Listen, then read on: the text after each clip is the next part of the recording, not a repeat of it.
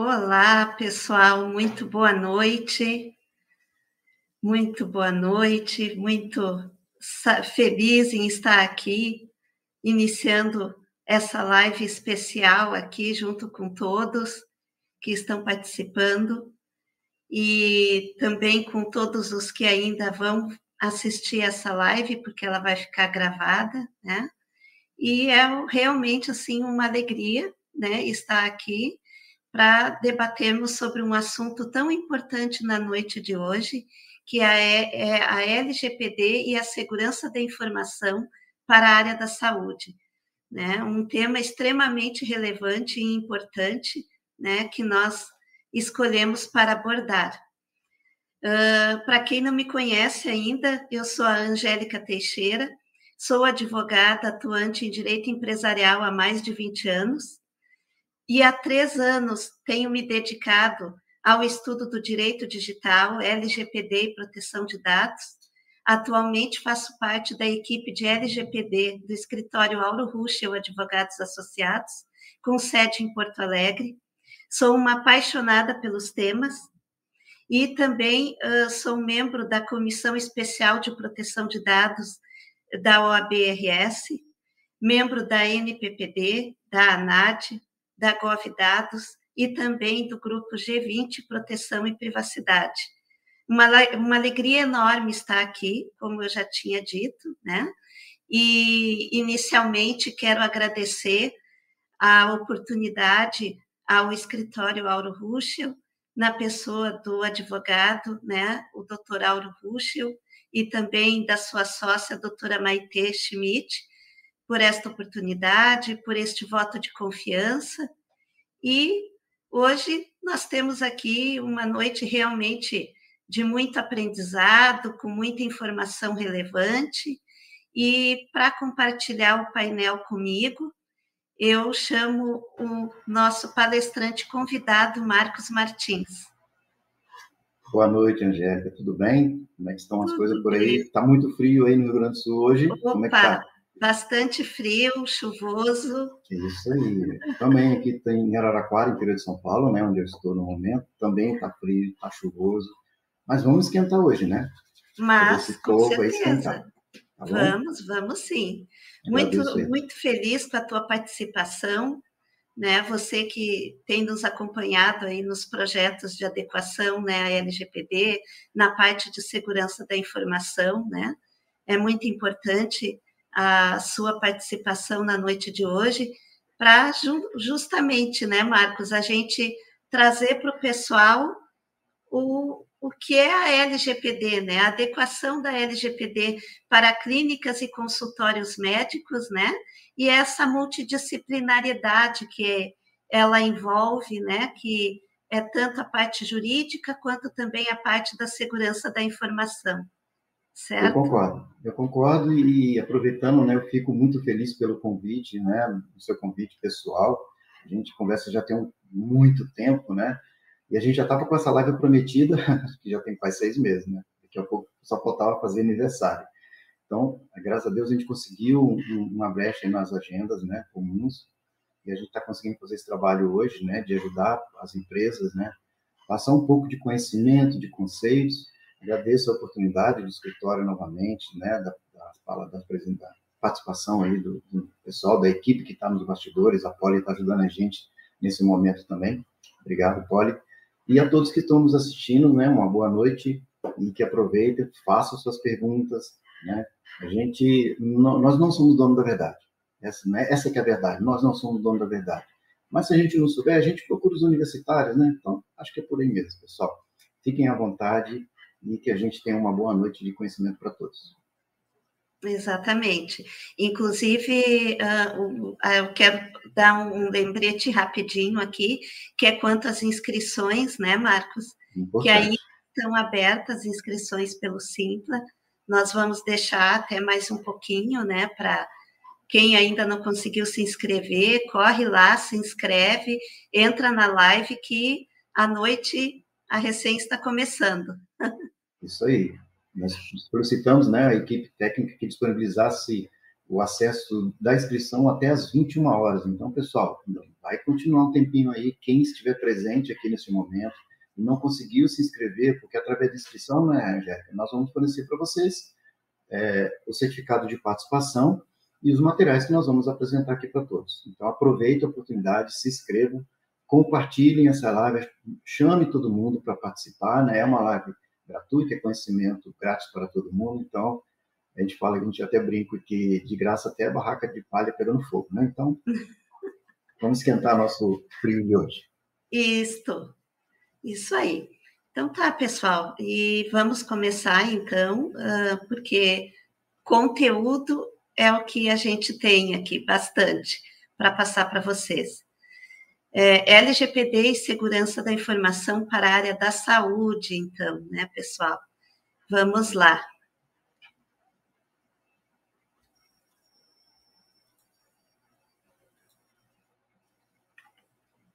Bem, eu começo aqui falando um pouquinho do escritório Auro Ruschel Advogados Associados.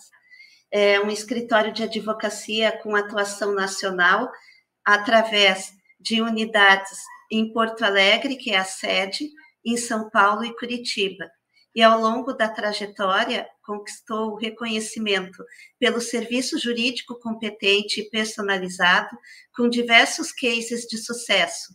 Atuamos com foco no cliente, resultando na construção e execução das melhores soluções jurídicas e estratégias personalizadas, aliadas ao atendimento de excelência, informação ágil e qualificada. Então, pessoal, é uma honra muito grande, como eu já havia dito, né, estar aqui hoje representando o escritório, né, fazendo parte da equipe Auro Ruschel. Inclusive, eu tenho para dizer que o escritório está de aniversário esse ano, né, fazendo 15 anos de existência, né, de sua trajetória. Então, realmente, são muitos os motivos para comemorar, né, essa bela história do escritório até aqui.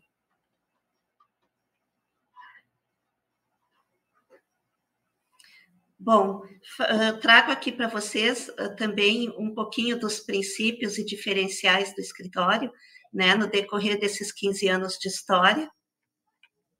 E são eles: a comunicação eficaz, o foco no cliente, o foco no resultado, a qualidade, a empatia, a multidisciplinariedade, a integração e a agilidade. Então, estas são, né, os nossos diferenciais, né, que a história do escritório Auro Ruschel, né, vem travando aí no decorrer dos 15 anos.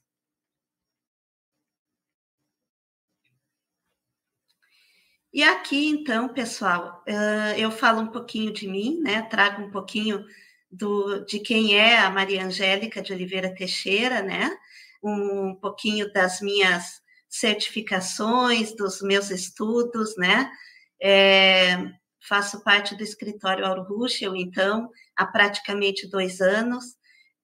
Recentemente me certifiquei como DPO pela ITSUTS.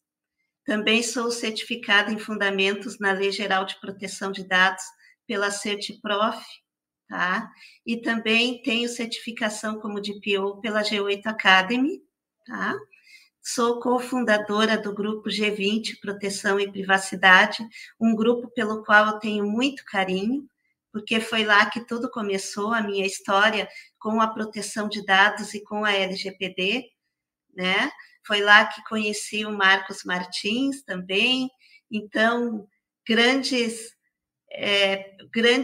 amizades, né, e parcerias vieram do Grupo G20.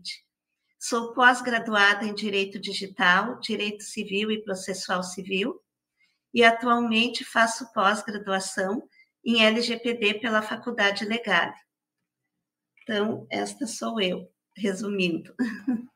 Não é pouco não, né, Angélica? Não é pouco não. É muito conhecimento, né? E acho que é isso que ajuda as empresas, né? Um escritório como o do Auro Ruschel, né? Com excelentes profissionais. Isso é só agregar conhecimento. É fantástico. Parabéns pela pelo seu mini bio. É um pequenininho, hein, gente? É só um pedacinho só que ela colocou aí, porque vai precisar de 3 lives só para falar da que ela tem de competência. Eu sempre digo assim, né, Marcos, se a gente tem um conselho que a gente pode dar para as pessoas, estudem, né? Porque o conhecimento Exato. é algo que realmente abre portas, abre a mente e ninguém tira da gente, né? Então, Exato. é o que vale. Mas vamos adiante. Bem, pessoal, então, iniciando aqui o conteúdo dessa noite que eu tenho para vocês, eu acho que a gente tem que começar falando pelos 3 pilares de adequação à LGPD, tá? Que são processos, pessoas e tecnologia. Resumo, né, bem rapidinho. Processos é entender o fluxo de vida dos dados numa clínica ou consultório médico.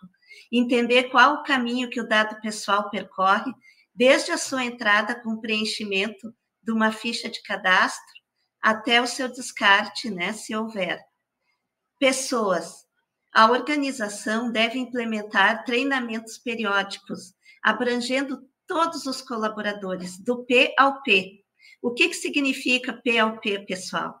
É do patrão ao porteiro, ou seja, a adesão tem que se dar top-down, tem que ser da alta gestão para o pessoal da linha do operariado, né, do operacional, porque tem que partir de cima a atitude da alta gestão de se engajar no projeto de adequação à Lei Geral de Proteção de Dados, para que, então, os seus colaboradores também, né, se engajem e peguem junto, né, nessa jornada. Então, eu também gosto de mencionar que a clínica ou consultório também, nesse momento, ela precisa criar um canal de comunicação para atender os direitos dos titulares de dados, colaboradores, pacientes e fornecedores. E, por último, nós temos o pilar da tecnologia, que é a parte da segurança da informação, que vem com a análise de vulnerabilidades, adoção de medidas técnicas e administrativas para a mitigação dos riscos de incidente, de insegurança e de vazamento com dados, na clínica ou no consultório médico. Então, aí é a parte que é de especialidade do meu amigo Marcos Martins, que depois, inclusive, ele vai esmiuçar bem melhor, né, para todos. É importante, esse detalhe aí dos 3 pilares é fundamental, né? Eles são muito importantes para qualquer tipo de empresa, né? Você pode começar com uma empresa que tem pessoas, começa com pessoas, processo, a tecnologia pode entrar devagar, mas ela vai chegar num ponto que a empresa não consegue mais trabalhar sozinha, né? Na base do papel puro. Hoje nós temos que usar a tecnologia a nosso favor, né, Angélica? É isso que a gente sempre fala, né? Nós estamos no mundo tecnológico, um mundo globalizado, então a gente precisa usar bastante a tecnologia, mas ao nosso favor, não contra a gente, né? Então, vamos usar com muito carinho isso aí também. E então, pessoal, antes de entrar nas peculiaridades, né, do tema específico voltado para a área da saúde, eu vou fazer um overview aqui dos conceitos, dos principais conceitos da lei, para colocar todo o pessoal, né, que vai ter acesso a essa live e que já está também, né, nos acompanhando, colocar na mesma página, né, porque muitos ainda não tiveram acesso aos principais conceitos da lei e é necessário para ter um maior entendimento de tudo que a gente vai trazer aqui para vocês, né, daqui para frente. Então, assim, começando com os atores da LGPD, né? Os atores, eles estão previstos no artigo 5º, e são eles: o titular dos dados, que é toda pessoa natural a quem se referem os dados pessoais, objeto do tratamento; o controlador, que é quem determina os propósitos e as finalidades do tratamento com os dados pessoais; o operador, que é quem trata o dado pessoal em nome do controlador; o encarregado de PO, que é quem atua como canal de comunicação entre o controlador, os titulares dos dados e a ANPD; e a própria ANPD, que é a Autoridade Nacional de Proteção de Dados, que é a autarquia de natureza especial responsável por zelar, implementar e fiscalizar o cumprimento da LGPD. É importante aqui, apenas para contextualizar, né, para o pessoal da área da saúde, então, o titular de dados é o paciente do consultório, da clínica, são os colaboradores que lá trabalham, né? Então, são os titulares. O controlador é o dono do negócio, né? É o dono do consultório médico, o dono da clínica. O operador, a gente poderia contextualizar trazendo para a questão dos parceiros de negócio, né? Que seriam, por exemplo, os laboratórios médicos, as farmácias, para, no caso de atendimento de alguma receita médica, né? E nós temos o encarregado de dados, que é a figura que vai ser o canal de comunicação entre o consultório ou a clínica médica e os titulares de dados e a ANPD. E, normalmente, nesse caso, sempre vai ser o médico responsável, né, pela clínica ou consultório.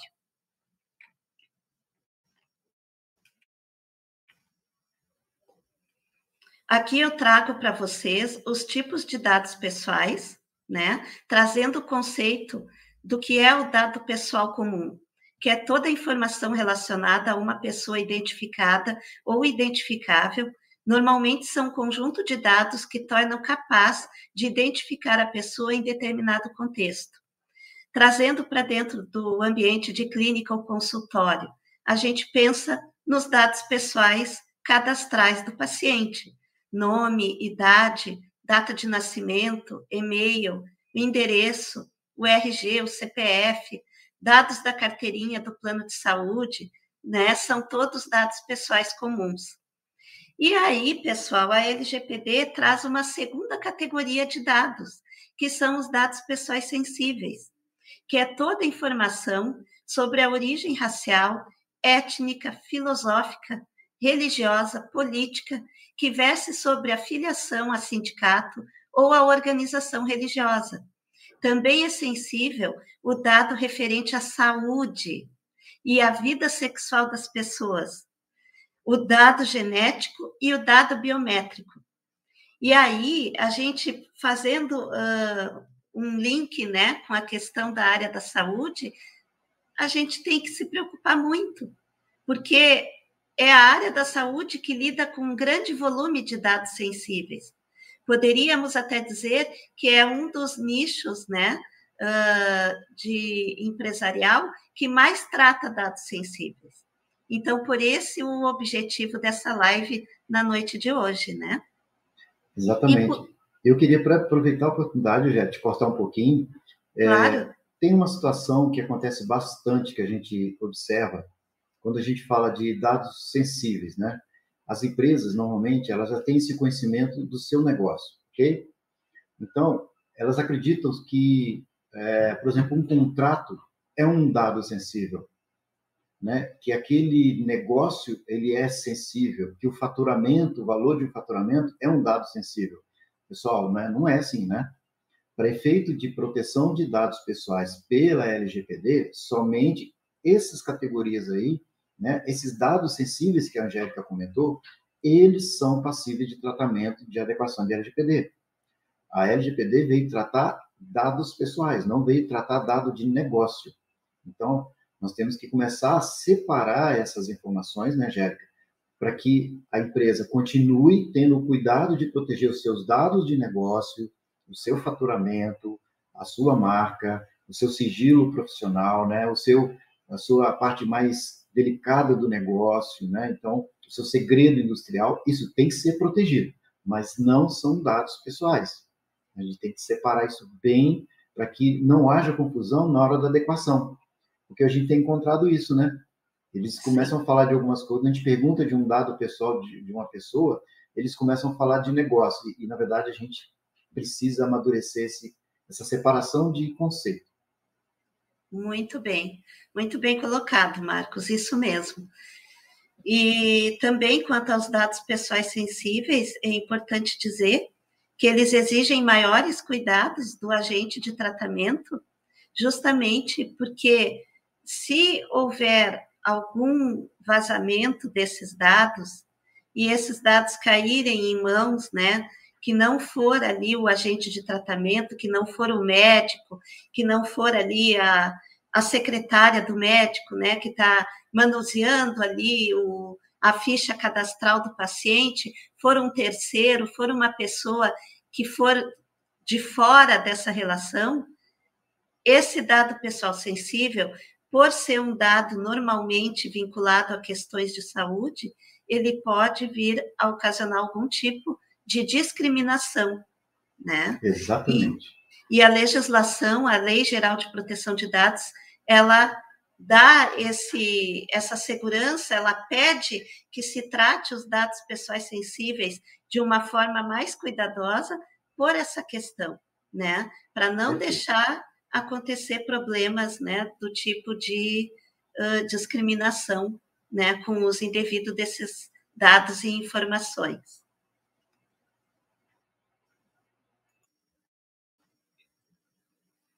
Bem, pessoal, aqui eu trago para vocês o rol de direito dos titulares de dados previstos na LGPD, estão lá no artigo 18, são vários direitos, né? E desses aqui eu gosto sempre de salientar o do inciso 1, que é a confirmação da existência de tratamento, o 2, que é o acesso aos dados, o 3, que é a correção de dados incompletos, inexatos e desatualizados. Então, com a LGPD, com a vigência da lei, o titular de dados paciente, ele tem esses direitos aqui, né? Dados pela legislação. E o médico responsável pela clínica ou consultório tem que estar em condições, tem que estar apto a atender esses direitos do titular assim que eles forem solicitados. Né, Marcos? Exatamente. E aí eu vou lembrar aqui para o pessoal, né, que nós temos aí já uma ação da própria autoridade nacional voltada para a questão do uso do CPF no segmento farmacêutico. Né? Eu já fui taxado de o guerreiro do CPF porque não dou meu CPF assim de qualquer jeito, né? Mas enfim, nós temos que lembrar que o dado pessoal sensível, ele realmente impacta na discriminação. E quando você tem uma empresa que ela controla, ela tem acesso aos dados das pessoas, né? Ela pode compartilhar isso com terceiros e vai haver essa discriminação e pode haver um problema, por exemplo, em um plano de saúde, né? Onde uma pessoa de uma certa idade ou com algum problema médico, algum problema de acesso a alguma medicação, ela pode ser descriminalizada e ser seus direitos, né? Às vezes até revogado, porque teve gente que perdeu o acesso ao plano de saúde por causa de determinadas situações, tem que ter carência, não tem que ter carência, enfim. Então, é muito complexo e muito preocupante. E eu vou dar uma dica para vocês aí. Isso vai ficar no YouTube, eu sei. E eu vou fazer uma provocação para todos vocês, para todos nós titulares, tá? Porque eu já fiz esse exercício do meu direito de titular em um grupo farmacêutico. Não vou falar o nome, tá? Eu simplesmente usei lá o primeiro ponto da lei.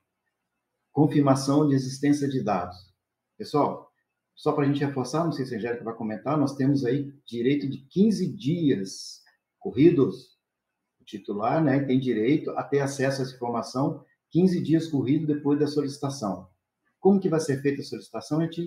Isso que vai depender de cada empresa, né, Angélica? Um vai ser via sistema, outro formulário, enfim.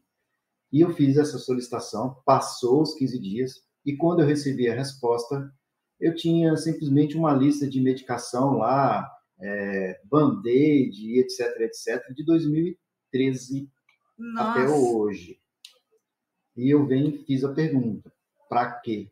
Onde, pessoal, quando a gente for solicitar um dado pessoal, nós temos que perguntar, né, Jéssica? Para que você quer? Por que você vai usar? Que acho que você vai comentar um pouquinho mais para frente. Isso, nós temos que ser críticos, né, Marcos? Sim. Porque o nosso dado, hoje em dia, ele gera valor nas mãos, né, de terceiros. Então, nós temos que ser críticos e não podemos estar entregando o nosso CPF, os nossos dados pessoais aí, em troca de qualquer vantagem, que seja um desconto, que seja uma promoção, porque muitas vezes aquela promoção ou aquele desconto é só uma tapeação, né, Marcos? Exatamente. Vamos falar bem às claras, né? Sim. É só uma tapeação para eles estarem utilizando os nossos dados para interesses deles e de terceiros com quem eles têm vínculo, né, negocial. Isso aí, bem até dito pelo nosso amigo Wilton, né? Olha ali. Também, realmente é isso aí, tá? Grande amigo Wilton. Tem muitas informações que são compartilhadas entre essas empresas, né? E nós aqui titulares, né? Nós ficamos no meio do caminho. Então, pessoal, não existe almoço grátis, tá? Sempre que pede alguma coisa, né? Tem algo por trás. Então, nós temos nosso direito, faz parte da Constituição Federal, né, Jéssica? Foi revogado, foi promulgado isso, né? Então, na nossa Carta Magna. Então, nós temos que ter os nossos direitos respeitados. Isso aí, direito fundamental à privacidade e à proteção de dados. Está lá, né? Temos que fazer valer. Então, vamos adiante.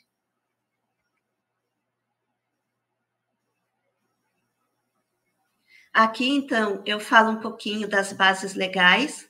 Que o que são as bases legais? São as hipóteses de tratamento previstas no artigo 7º da LGPD e que autorizam, então, o agente de tratamento a realizar o tratamento com dados pessoais. Então, toda vez que um médico, toda vez que uma secretária num consultório for realizar um procedimento, ela vai ter que ter esse processo mapeado através do data mapping, né? E no data mapping, nós aqui, jurídico, e a parte da segurança da informação depois, então nós vamos ali incluir a base legal, que é a hipótese de tratamento, que vai estar vinculada a uma finalidade, né? Então, aqui a lei traz 10 hipóteses de tratamento, que são todas essas que estão aqui. Para a área da saúde, que é aqui a nossa live em questão, eu chamo a atenção de algumas bases legais que são muito utilizadas, que é a tutela da saúde, né, uma base legal específica para os agentes de saúde realmente, os médicos, né? O consentimento, e há quem diga que no consultório médico ou clínica tudo se embasa no consentimento, e não é uma verdade, né? O consentimento, ele existe e realmente ele é necessário, mas em algumas situações bem específicas. E o cumprimento de obrigação legal ou regulatória, porque a área da saúde é uma área que lida muito com legislação, com regulamentos, né? Com órgãos reguladores. Então, muita coisa que se faz dentro de um consultório ou de uma clínica é embasado no cumprimento de obrigação legal ou regulatória. Né? Exato. Então, seriam essas bases legais, né, Marco, mais utilizadas. Isso. Se eu pudesse, né, se eu tivesse condições, eu não utilizaria nunca o consentimento e nem o legítimo interesse, porque são as bases mais difíceis de tratamento, né? O consentimento, ele é revogável a qualquer segundo, né? Segundo mesmo. Eu dou consentimento agora, viro as costas, depois eu volto e não quero mais. Então, a empresa acaba não tendo esse respaldo, né? Nessa hipótese de tratamento para cumprimento e tratamento de dados pessoais. Exatamente. Então, precisamos acabar com o vício de consentimento, né? Tudo vou pedir consentimento, tudo. Não. Vamos começar pelas bases mais importantes, né? Vamos olhar os requisitos legais, que eu considero a mais importante, como você falou também. Nós temos diversas leis que precisam ter cumprido, né? E elas vão nos ajudar muito. Isto. Então, vamos lá.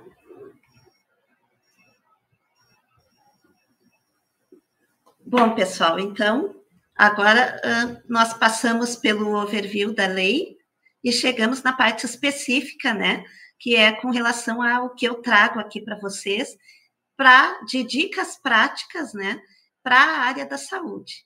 E eu começo dizendo, né, nós vivemos na era dos dados e da informação. No dia a dia de uma clínica ou consultório médico, A atendente ou a secretária coleta dados pessoais e pessoais sensíveis dos pacientes, bem como o próprio médico no momento de obter o histórico do paciente, com a finalidade de preencher o prontuário médico. Todo médico, psicólogo, odontólogo, além de titular de dados, é um agente de tratamento e depositário dos dados pessoais de seus pacientes e dos seus colaboradores. A LGPD, ela tem por objetivo garantir a proteção dos dados e a privacidade dos titulares, que somos todos nós, pessoas naturais. E também veio com o objetivo de regulamentar o tratamento com dados pessoais. A LGPD se aplica a todos os segmentos empresariais e deve ser cumprida por todos os agentes de tratamento, empresas e profissionais liberais, que tratam dados com finalidade lucrativa. E aí, gente, para consultórios médicos e clínicas, a necessidade de cumprir a LGPD ainda é mais premente, visto que nestes estabelecimentos são tratados um grande volume de dados pessoais sensíveis, como a gente vem aqui falando desde o início, né, dessa live. Então, é muito comum que em clínicas e em consultórios médicos haja o compartilhamento de dados desses pacientes, né, numa situação de envio de solicitação de leito para uma internação, ou envio de uma solicitação de leito para realização de um exame médico mais invasivo, né? E também com relação ao compartilhamento de informações com laboratórios. E é bom que se diga, tudo isso ainda pode e deve continuar sendo feito, mesmo na vigência da LGPD. A LGPD ela não veio com o objetivo de obstaculizar nenhum tipo de procedimento dentro da clínica ou do consultório médico, mas a lei veio exigindo uma regulamentação, exigindo uma postura diferenciada por parte do agente de tratamento, a fim de dar transparência do que é feito com os dados pessoais do paciente para o próprio paciente, que é o titular de dados.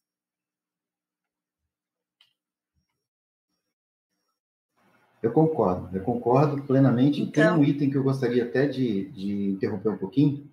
Quando você está falando, claro, né, de LGPD e dado pessoal, dado de saúde, eu estou lembrando de uma situação que as pessoas pensam assim: eu sou um paciente, eu vou em um médico, vou colocar bem específico, tá? Eu vou no médico do trabalho fazer o meu exame admissional ou o meu exame periódico.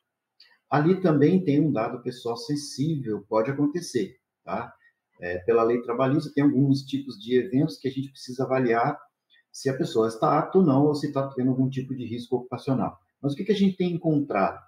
Nós temos encontrado pessoas, né, nós estamos entregando os nossos resultados médicos para a empresa por causa dessa situação de atestado ocupacional. E, na verdade, a gente não pode. E as empresas não podem receber esses exames. Eles são exames pessoais, meus, com o meu médico. O meu médico não pode fornecer resultados de exame para a empresa. E nem eu, como titular, eu não sou obrigado a fornecer o resultado dos meus exames médicos para a empresa. Isso não pode. E tem acontecido bastante as empresas exigirem os resultados dos exames médicos. Então, pessoal, toma muito cuidado, porque isso é um problema. É um problema. E eu já vivenciei isso, tá? Já vivenciei isso em empresas, não é uma coisa tão simples. Então, muito importante, mais uma vez a gente fala da figura do pessoal do direito. Então, se vocês não têm conhecimento, né, legal sobre uma legislação, procurem o pessoal do direito. Eles são os profissionais mais capacitados para dizer o que pode e o que não pode. Muito bem colocado, Marcos. Muito bem lembrado. Exatamente. Então, são muitos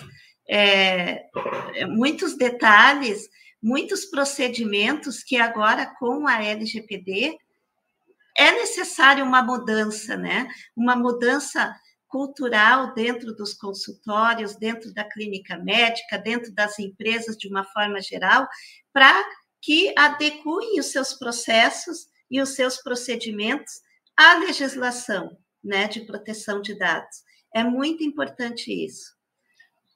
Sim. As palavras da nossa colega Vânia, né, ela reflete exatamente isso. Precisamos analisar com calma, porque, até relembrando um pouquinho, né, os dados pessoais, eles são aplicáveis não só para a área privada, mas também para a área pública.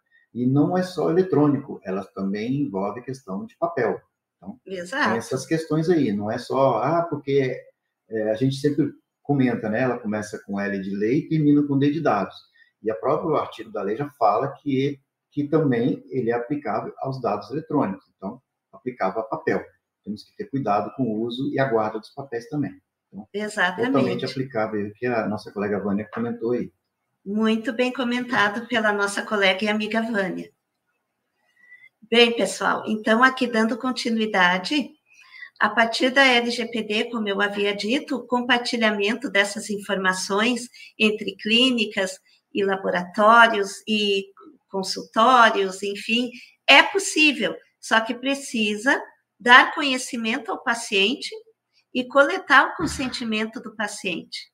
E aí sim, aí nessa questão do consentimento, nós temos que relembrar que para o consentimento ser válido, ele tem que ser livre, expresso e inequívoco, porque esses são requisitos que a LGPD traz para dar validade ao consentimento, né? Então, a gente sempre costuma dizer que quando o titular, que é o paciente, está lá no momento da realização do seu cadastro, dentro do consultório, dentro da clínica, então o profissional ali da clínica já deve apresentar o termo de consentimento para o tratamento dos dados pessoais e pessoais sensíveis desse paciente. E esse termo de consentimento, ele deve trazer todas essas questões. Qual a finalidade de coleta daqueles dados, aonde os dados vão ser armazenados, para qual finalidade e com quem esses dados poderão ser compartilhados no decorrer do tratamento médico que o paciente estiver tendo ali naquele estabelecimento. Então, é importante que essas questões estejam claras ao paciente e seja dado para ele o direito, né, de dar o seu consentimento ou não.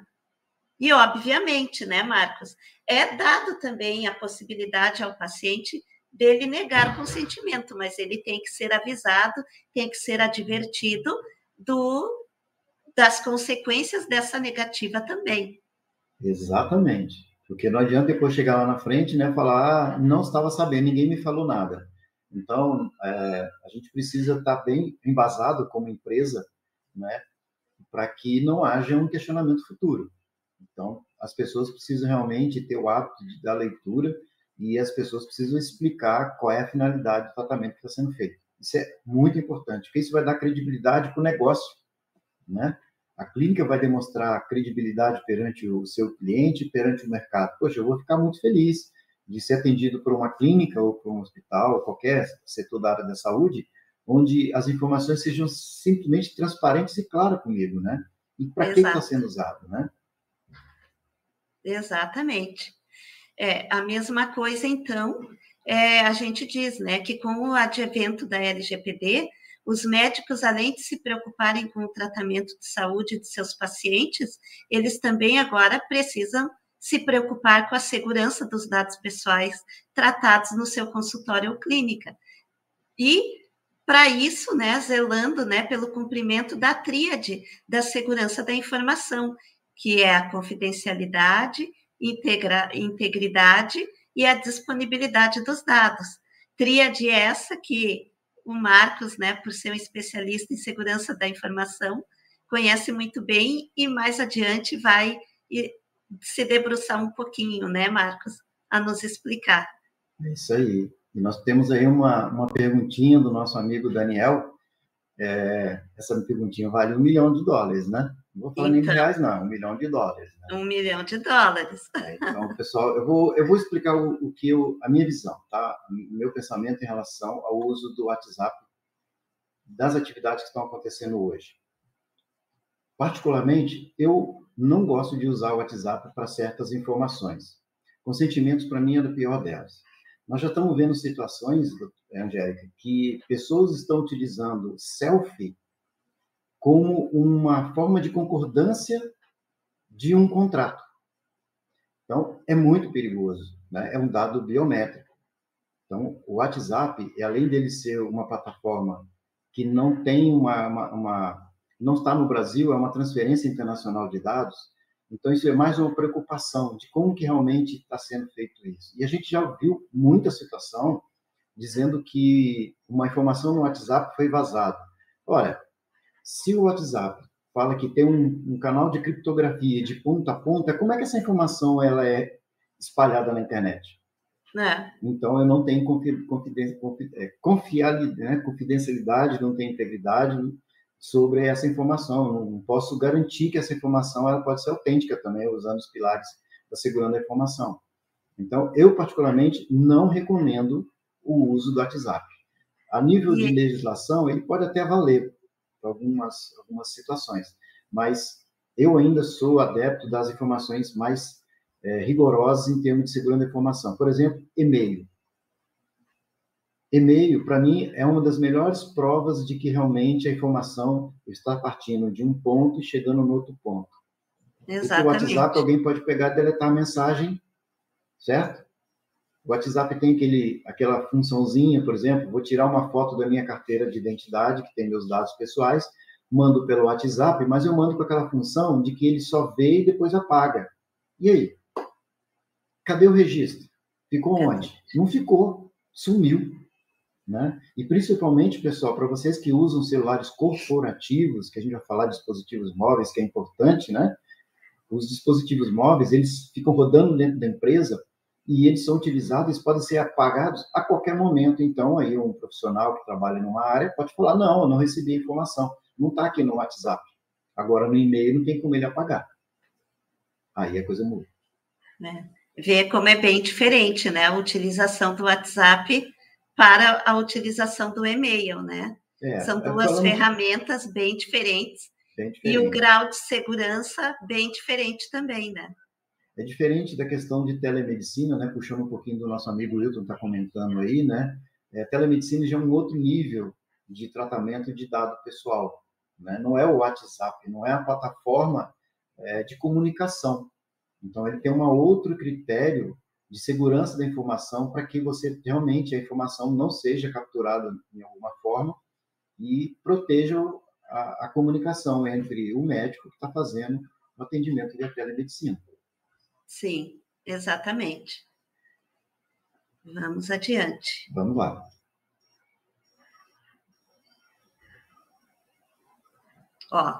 E aqui, pessoal, eu trago para vocês 5 pontos de atenção na área da saúde referente ao tratamento de dados dos pacientes.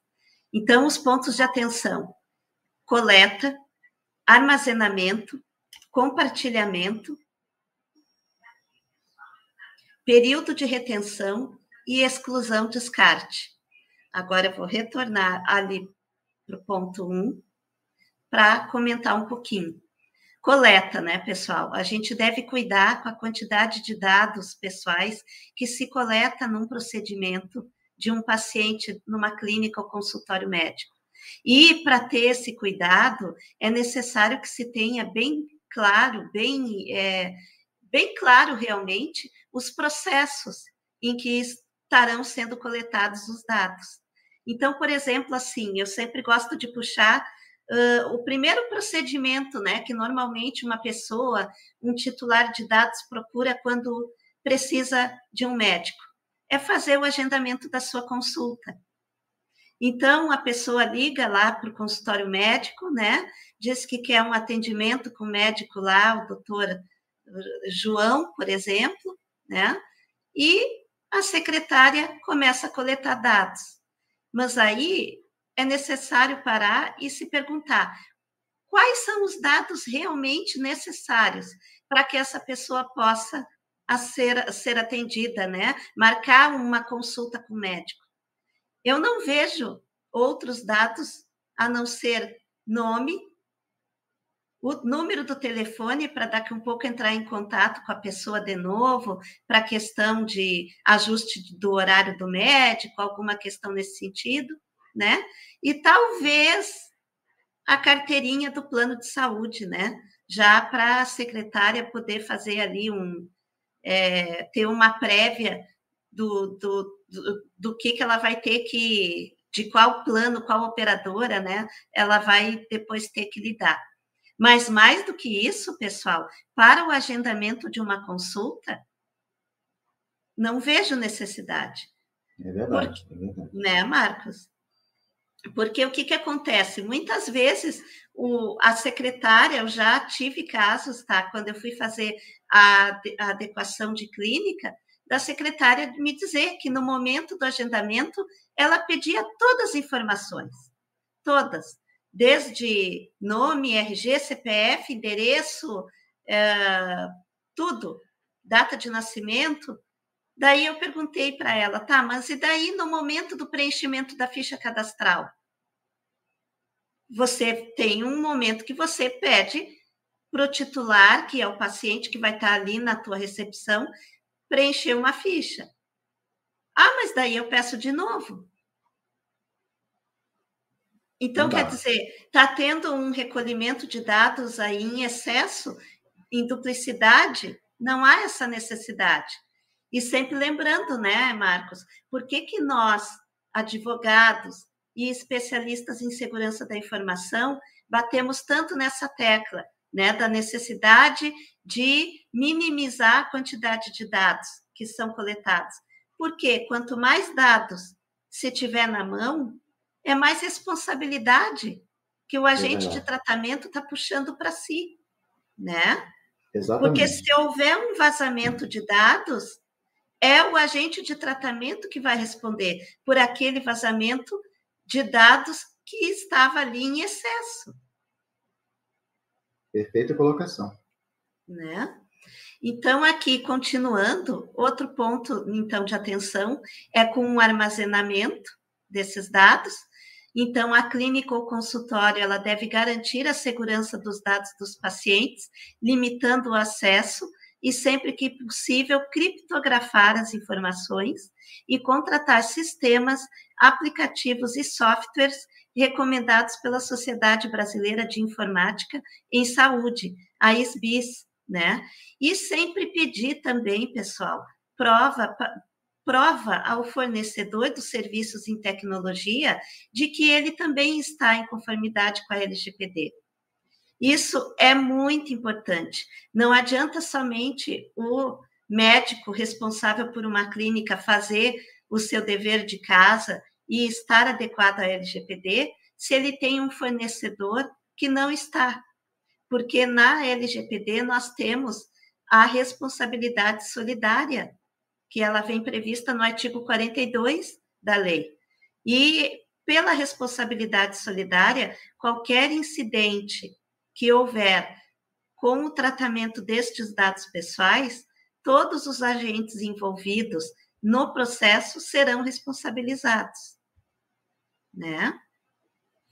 E a questão do compartilhamento também, né, que a gente sempre fala que é um ponto de máxima atenção nas clínicas, né, e consultórios médicos, e o compartilhamento é inerente à atividade da saúde, né? Existe o compartilhamento com as operadoras, com laboratórios, com hospitais, e por isso que é importante que o médico responsável, ele sempre dê ciência ao seu paciente desta necessidade de compartilhamento.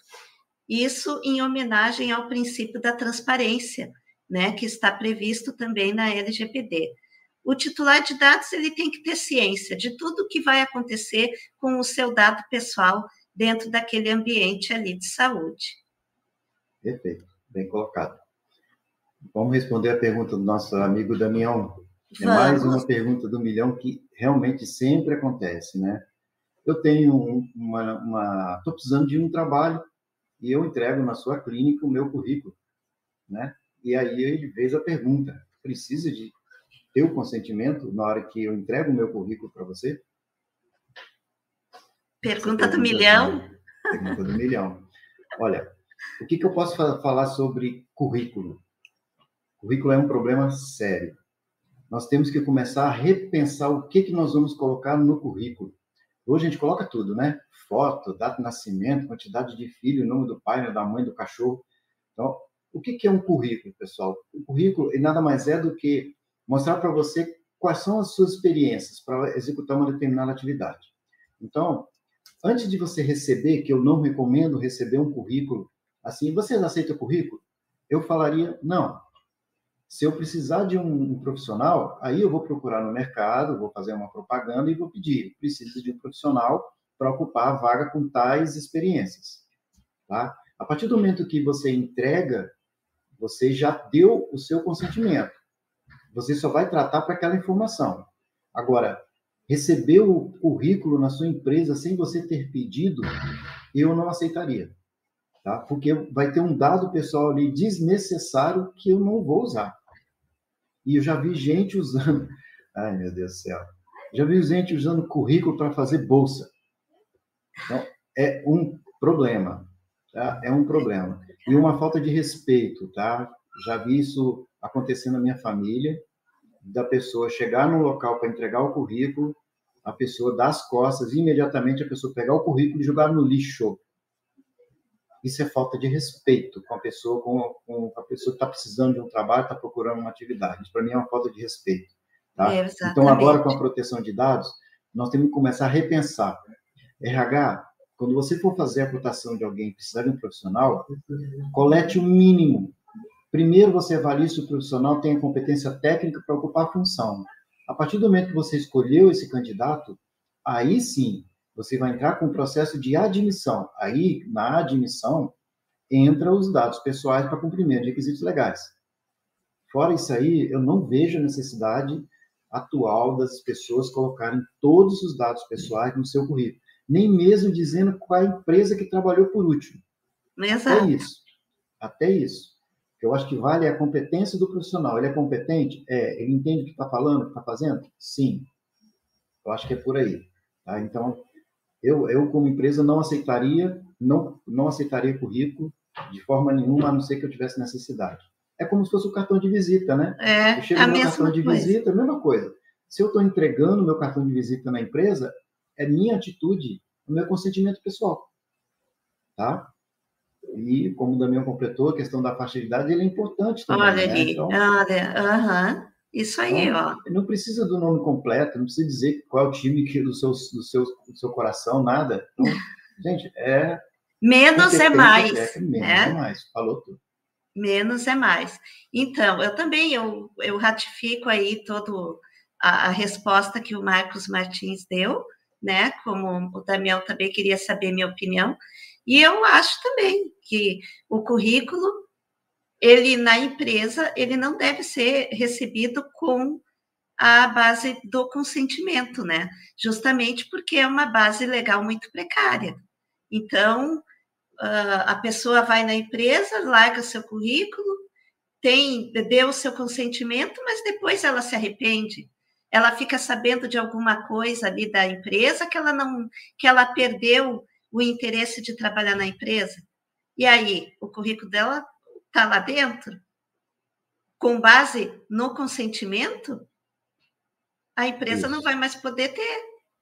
Então, é necessário utilizar uma base mais forte, né? Ou não receber o currículo, com certeza. E casa justamente com essa situação que está se falando agora aí, ó, né? Na coleta, no armazenamento e o compartilhamento. Você vai ficar guardando um currículo por quanto tempo? Você definiu? Você precisa? Então, exato. Isso é muito importante. Isso. E também o currículo é um documento que ele tem um prazo de validade muito curto, porque as pessoas mudam, as pessoas estudam, as pessoas fazem cursos, Então, daqui um pouco, não adianta a empresa ter armazenado um currículo de alguém que passou por lá há 2 anos atrás, porque aquele currículo vai estar defasado. Exatamente. Vão ter informações que ainda valem, mas vão ter outras que já estão obsoletas. Então, para que guardar aquele documento, né? É só para puxar uma responsabilidade e um risco muito grande de acontecer algum incidente com aquele documento. Isso. Né? Como bem você disse, menos é mais. Menos é mais, exatamente. Vamos lá? Vamos lá. Então, aqui, o quarto ponto de atenção é com o período de retenção dos dados, né? Os dados pessoais e pessoais sensíveis não podem ficar armazenados, como a gente brinca, ad eternum, né? No consultório, na clínica ou no hospital. Sugere-se a adoção de uma tabela de temporalidade e o prazo de retenção desses documentos, ele variará muito de acordo com a finalidade da coleta e com a legislação aplicável.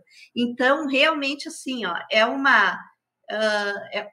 muito amplo, né? Toda a quantidade de documentos que se tem dentro de uma empresa, dentro de um consultório, de uma clínica médica, e vai ter que ser avaliado caso a caso para verificar o tempo de retenção daquela informação dentro do consultório, né?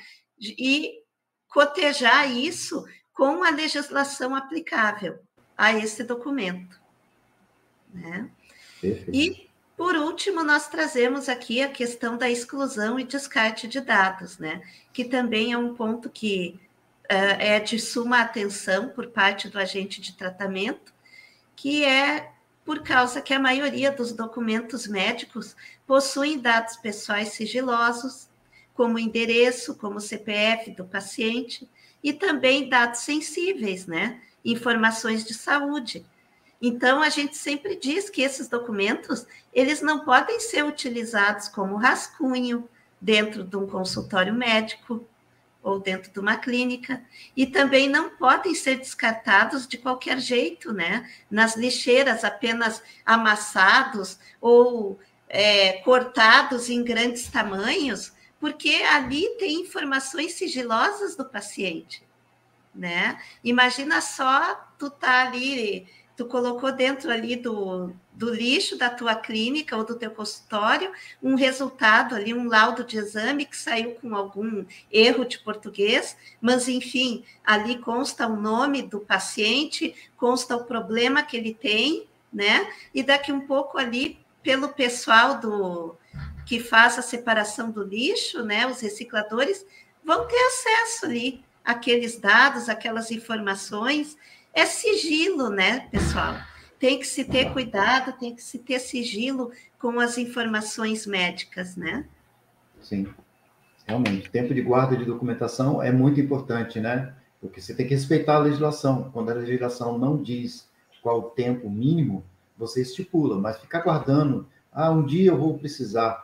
Pode ser, até um comentário da nossa amiga Vânia, né, que tem essa questão de safra, que às vezes guarda, por carência de profissional, pode até ser, mas é um risco.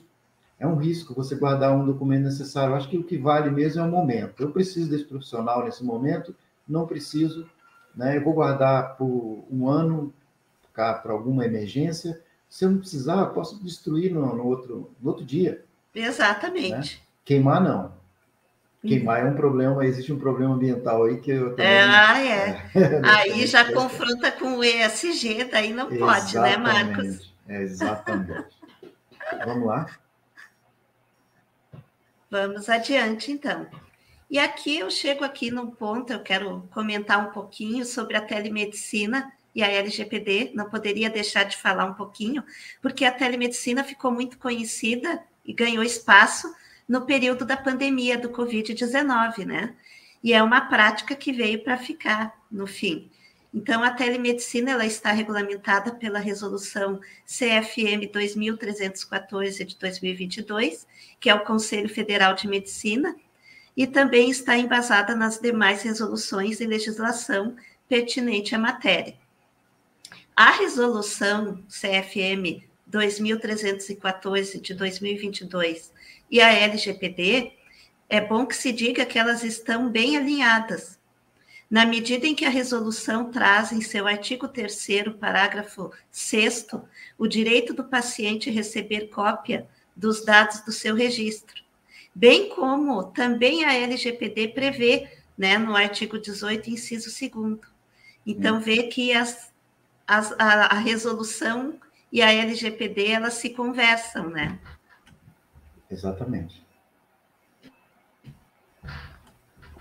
E aqui eu também trago um pouquinho, né, sobre o tema da escolha da base legal para a teleconsulta, salientando que a teleconsulta, ela, por abarcar questões de diagnóstico e tratamento médico, e que são realizados por um profissional, né, da área médica, então a base mais adequada, a hipótese de tratamento mais adequada, seria a tutela da saúde, né? Haja vista que o consentimento para a prática da telemedicina, como a gente já salientou aqui, o Marcos bem falou, é uma base legal muito precária, né? Então, é complicado no momento ali de você estar numa plataforma, tendo um atendimento ali, uma consulta online, tu embasar o teu pedido, a tua consulta no consentimento. Isso traz uma insegurança jurídica muito grande para o profissional de saúde que está desenvolvendo ali, que está atendendo ali em consulta médica. Então, a gente orienta que sempre seja utilizado a base da tutela da saúde para a teleconsulta. E também sempre lembrando, né, Marcos, que a tutela da saúde, ela é uma hipótese de tratamento específica para médicos, né? Ela está vinculada à questão do sigilo, né, e o dever de confidencialidade do médico. Exatamente. Então, ela não pode ser utilizada por outros profissionais, como, por exemplo, atendentes, recepcionistas, secretárias, né? Que daí, então, vai ter que se analisar o caso a caso e verificar uma hipótese de tratamento específica que não seja essa. Sim, sim, exatamente. Por isso que quando a gente fala de vamos fazer uma adequação de proteção de dados em alguma empresa, numa clínica, no consultório, no hospital, em qualquer área da unidade da saúde, principalmente, devido ao grande volume de dados pessoais, não existe aquela coisa, né, Angélica? Tá pronto em 30 dias. Não tem como, pessoal. São muitos processos que têm que ser analisados, são muitas tarefas que precisam ser analisadas, e nós temos que ter um embasamento legal muito forte. Todo mundo tem que ser muito bem treinado, conscientizado, então não dá para se fazer uma adequação em menos de 30 dias. Não tem pai farofa que resolva. Não dá para resolver o problema. Né? A gente pai farofa aí. Mas é a realidade. É um trabalho sério, né, que demanda muito tempo e é de muita responsabilidade, porque nós estamos falando de informações pessoais que vão impactar em uma discriminação, em uma multa, caso aconteça, né, pela autoridade, muito grande. Então, é muita responsabilidade profissional. Isso, né? Não tem mágica, não tem milagre. Pessoas aí no mercado, né, vendendo adequação em 24 horas, kit de documentos para adequar a sua empresa, selo de adequação. É bom que se diga que nada dessas coisas são verossímeis, né? Não são válidas, elas são apenas tentativas, né, de, infelizmente, enganar as pessoas aí para conseguir extorquir alguma vantagem, né, Marcos? Sim. A verdade é essa. Bem, pessoal, então aqui a gente já tinha falado um pouquinho, né, do WhatsApp em clínicas e consultórios médicos. Eu saliento aqui nesse material que a utilização de aplicativos de mensagens instantâneas como o WhatsApp em ambiente de saúde inspira muito cuidado e o seu uso deve ser limitado na relação médico e paciente. A gente sabe que o ideal é que não utilizassem, tá? O ideal é que não fizessem uso. Mas no dia a dia de uma clínica, de um consultório, nós sabemos que os médicos recebem dos seus pacientes solicitações das mais variadas, né? Desde um pedido de receita, deixa uma receita ali na recepção com a sua secretária, por favor, até um pedido de, olha o meu exame, e aí já manda ali pelo WhatsApp o laudo do exame de sangue que o paciente fez. Infelizmente, essas coisas acontecem, Sim. né? Então, a gente veio aqui, pelo menos, trazer algumas dicas para tentar minimizar os riscos do profissional da saúde que utiliza o WhatsApp, né? Então, o que eu trago aqui? Que seja limitado na relação médico-paciente e que essas mensagens de WhatsApp, tá? Fotografias de lesões, resultados de exame, sejam evitados sempre, mas que, caso isso ocorra, que não se dê no celular pessoal do médico. Que o médico tenha o cuidado de ter um celular corporativo, um celular para atendimento específico dos seus pacientes.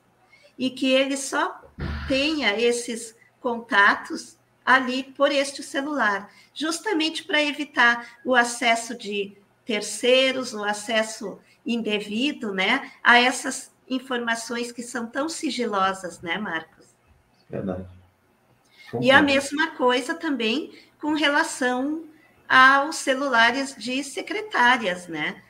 De hipótese alguma, a gente tem que orientar que os médicos não autorizem suas secretárias a darem os seus WhatsApps pessoais aos pacientes, né? Justamente por essa questão. A secretária, ela tem ali o seu celular pessoal, é dela. Depois que termina o dia, que ela vai para casa, ela tem lá na sua casa o seu filhinho, que às vezes pega o celular para jogar, para brincar, ou o seu marido, né, que também pode utilizar para alguma coisa, e aí pode estar lá informações sigilosas, né, de uma paciente que mandou um resultado de um exame. Isso fica ruim, né? Fica ruim, no mínimo antiético, né, por parte da clínica, né, caso uma situação dessa aconteça. Às vezes a comodidade pode ser prejudicial, né? Exatamente, exatamente. E eu trago também aqui, né, a importância de se criar regras para a eliminação automática dessas mensagens e arquivos recebidos, e os médicos também evitar de discutir cases com outros médicos via WhatsApp. Por essas mesmas razões, né? Por essas mesmas razões que nós falamos até agora, né, Marcos? O ambiente de WhatsApp é um ambiente vulnerável, né?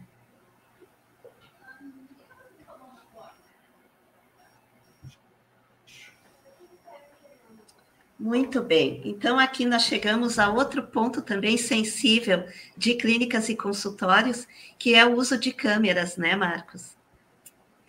O ambiente monitorado por câmeras é um ponto também aí de dor, né, das clínicas e consultórios.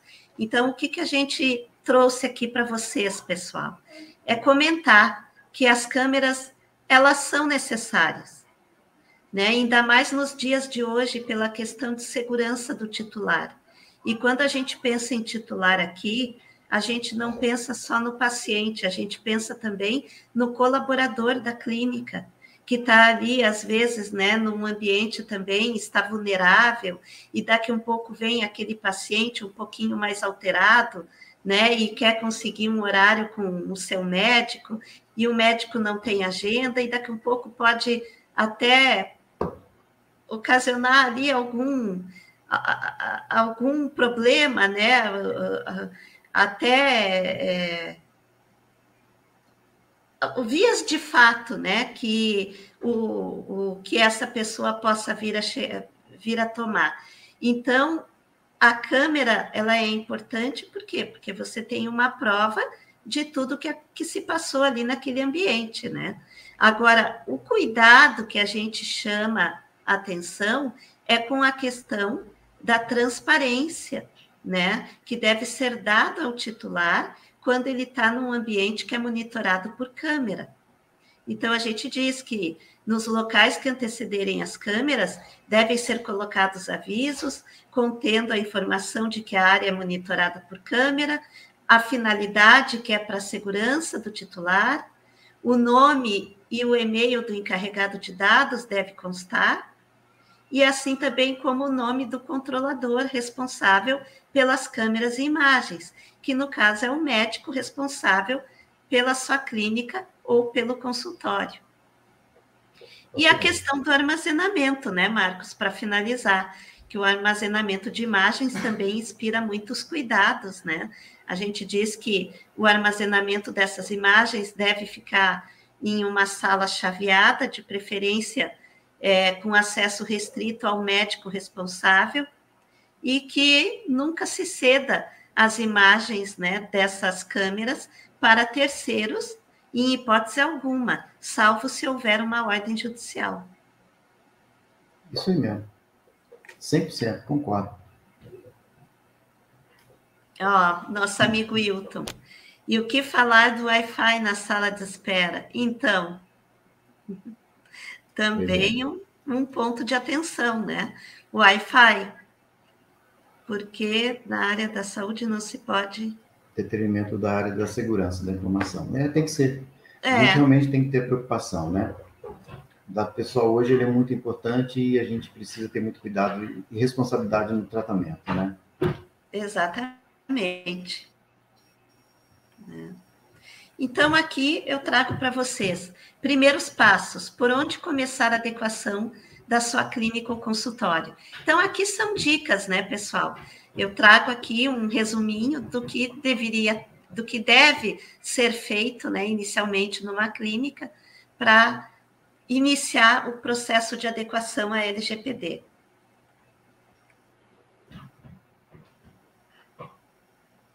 E as consequências da não adequação à LGPD a clínicas e consultórios médicos? As consequências, pessoal, estão lá previstas no artigo 52 da LGPD, que traz a questão da multa, que traz a questão de uma série de sanções administrativas. E com relação aos médicos, a área da saúde, eu tenho que dizer, né, que nos dias de hoje há tantas notícias de diversos incidentes envolvendo hospitais e clínicas médicas, tais como sequestros de dados, manipulação de resultados de exame, vazamentos de prontuários, né? Compartilhamento indevidos de dados de saúde para fins comerciais.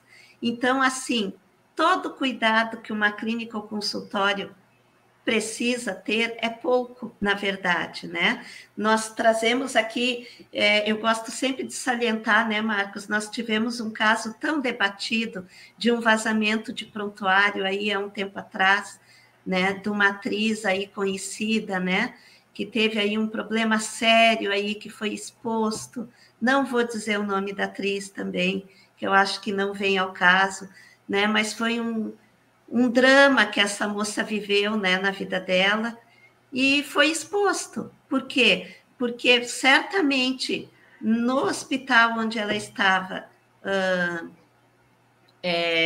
hospitalizada, não teve o treinamento adequado aos funcionários, aos enfermeiros, né, e que obstaculizasse aquele vazamento de prontuário.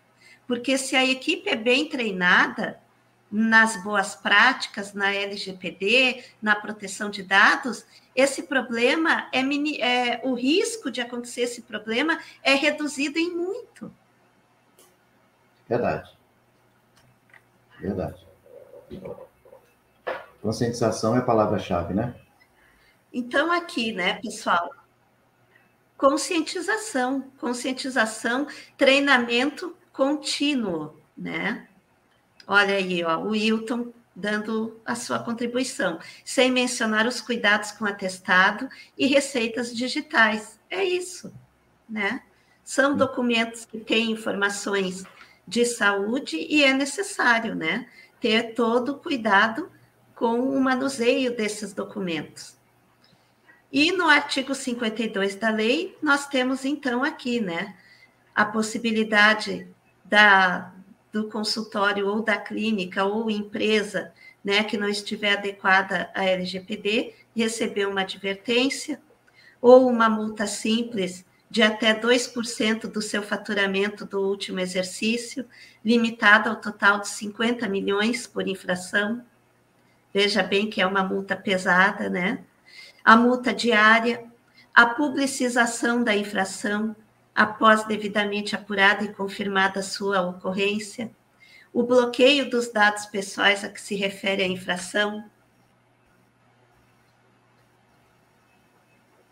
a eliminação dos dados pessoais a que se refere a infração, a suspensão parcial do funcionamento do banco de dados a que se refere a infração pelo período máximo de 6 meses, podendo ser prorrogável por igual período, a suspensão do exercício da atividade de tratamento dos dados pessoais a que se refere a infração pelo período de 6 meses, e prorrogável também por igual período, e a proibição parcial ou total do exercício da atividade relacionadas ao tratamento de dados. Então, veja que são muitas as consequências, né, Marcos?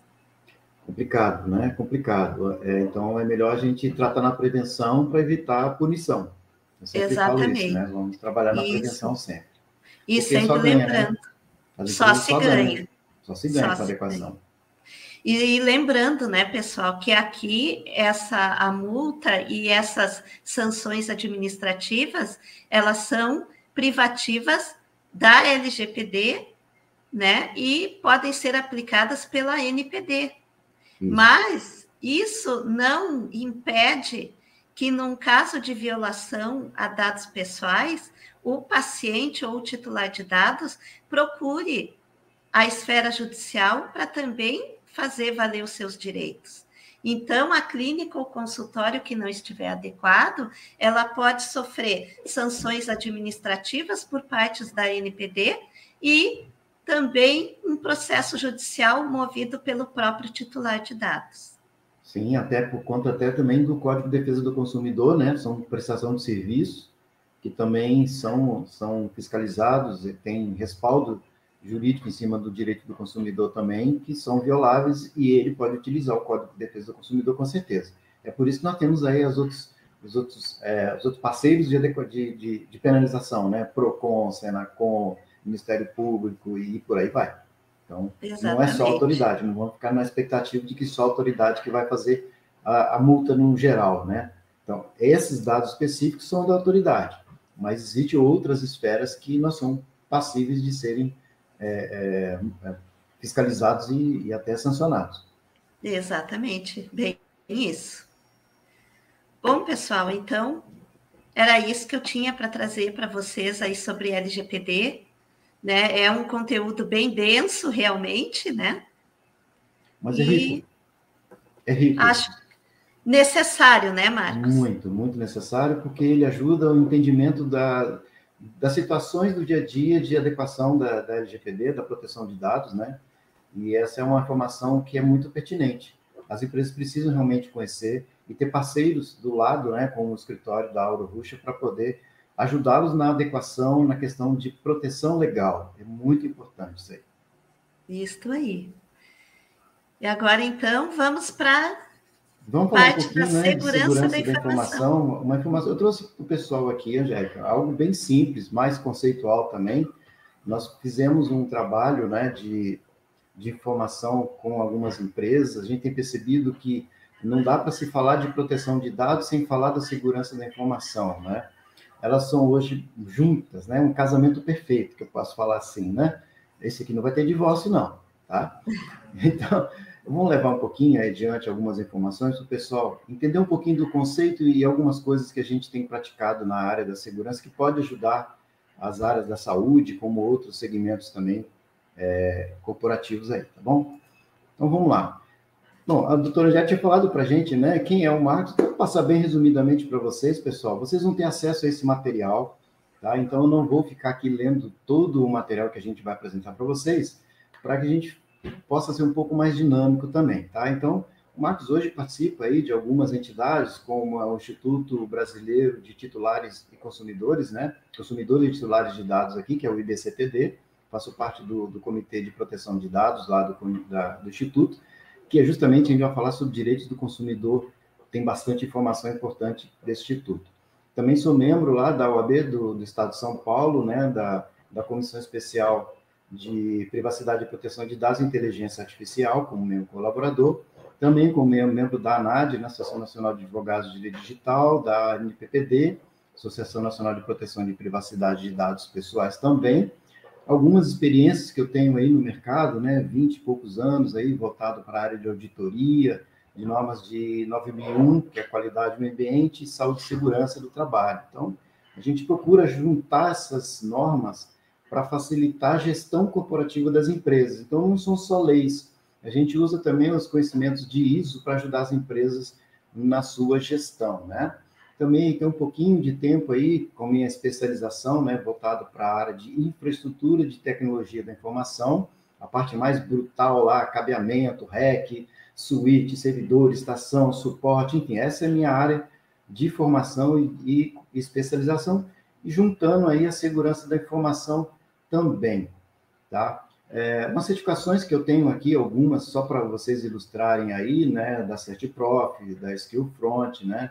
Hoje eu sou de POs Service de 3 empresas, sendo 2 do Ceará e uma aqui de Araraquara, uma parceira, inclusive, aqui de adequação de LGPD aqui em Araraquara.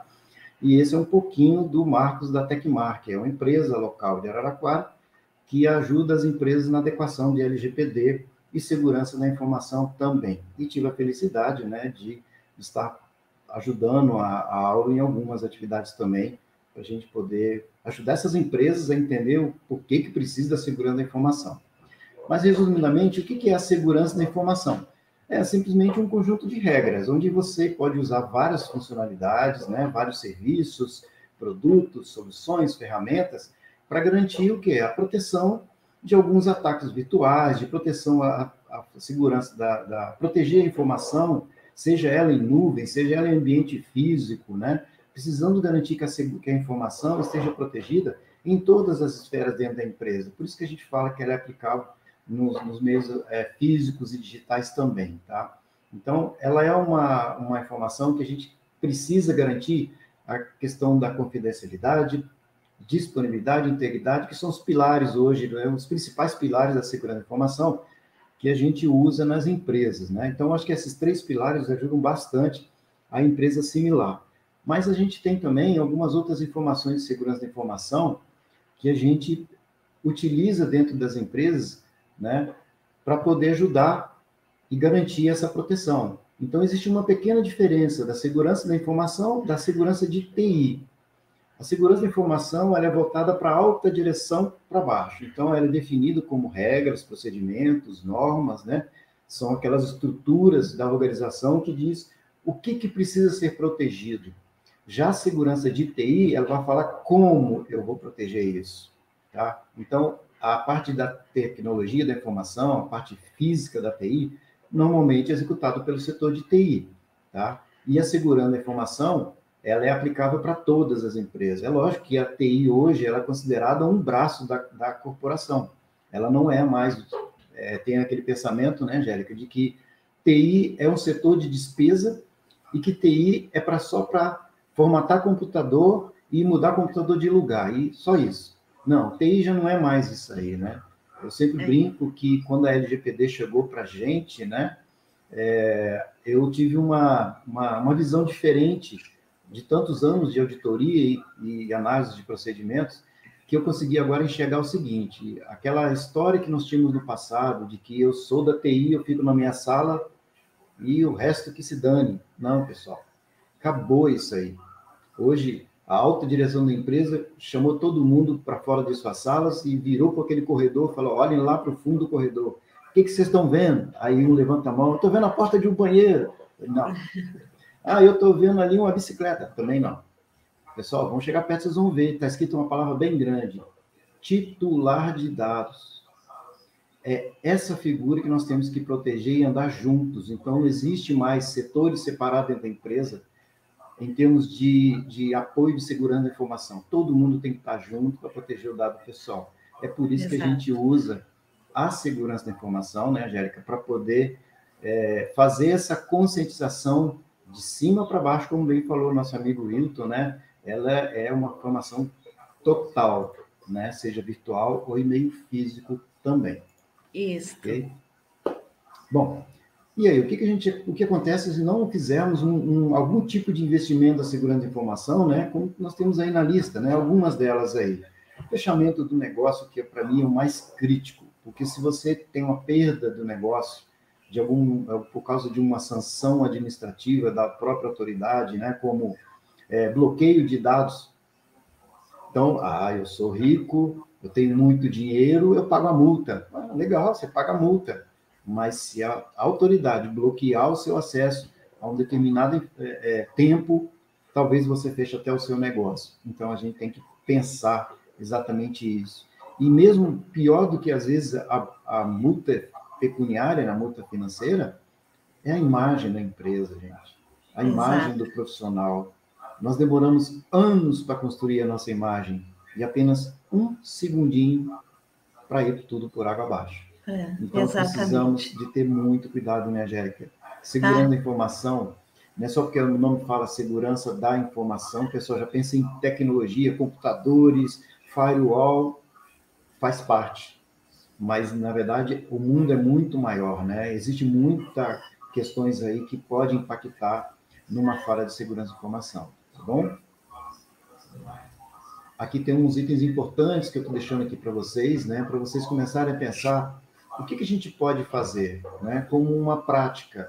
Então, backup é importante. Eu lembro do nosso amigo lá, Paulo Emerson, né? Do G20 também, que sempre fala backup. Então, já essa palavra backup, para mim, se transformou num símbolo de que realmente, pessoal, se não tivermos um backup e fizermos um teste de restauração e teste de backup, seja ele diário, semanal, mensal, não importa se vai fazer na nuvem, se vai fazer num pendrive, num disquete, num HD externo, num outro computador, não importa. Mas precisamos ter a garantia de que aquela informação está guardada e que, em algum momento, nós precisamos restaurar. Então, é importantíssimo o backup. Eu tenho certeza que alguém está perguntando aí, botando a mão na cabeça e perguntando assim, e o backup de papel? Aí se danou. Aí não tem como fazer backup de papel. Não tem como, pessoal. Infelizmente, o papel, nós temos que ter uma proteção talvez um pouco diferente. Fazer um escaneamento que vai virar depois um arquivo eletrônico, caso aconteça, né? Dependendo do tipo do papel, vamos ter uma questão de proteção desse papel lacrado, ambiente fechado, protegido, climatizado. Então, depende restrição muito de acesso. tipo, restrição de acesso, né? A gente precisa ter essas questões bem avaliadas. Por isso que não dá para se fazer uma adequação em pouco tempo. Porque nós temos que entender, né, de acordo com o artigo lá da lei, artigo 46, das medidas técnicas, das medidas administrativas e de segurança da informação. Por isso que a LGPD, hoje, ela é focada bastante em governança. Sim. Onde a empresa precisa gerenciar tudo isso aí. E não é só deixar mais na responsabilidade de um setor ou de outro, é a empresa como um todo gerindo a sua informação para garantir a continuidade do seu negócio, né? Então, você tem que estar atualizado com o que está acontecendo no seu dia a dia. Você tem que ter um ambiente harmonioso para que você possa garantir que o sistema de gestão seja uma boa prática dentro da empresa e não um tormento. Eu sei porque, em termos de auditoria, Angélica, é o maior sofrimento quando alguém fala o seguinte, nós vamos ter auditoria. E o auditor é o carrasco da empresa, né? Aquele que veio para poder identificar a minha falha. E eu tenho, infelizmente, um dedo que a gente chama de dedo ruim. Como auditor, nossa função como auditor não é buscar falha de ninguém, mas verificar a conformidade, aquilo que foi escrito e foi cumprido. Se as normas que foram praticadas, né, elas estão sendo seguidas. É lógico, se a gente não encontrar uma conformidade, ela se transforma em uma não conformidade.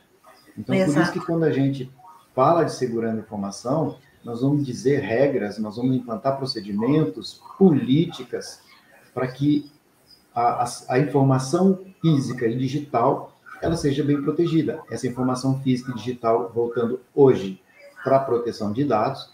E, lógico, se o dado pessoal está dentro de um processo de negócio, você também procede, você protege o seu negócio também, né?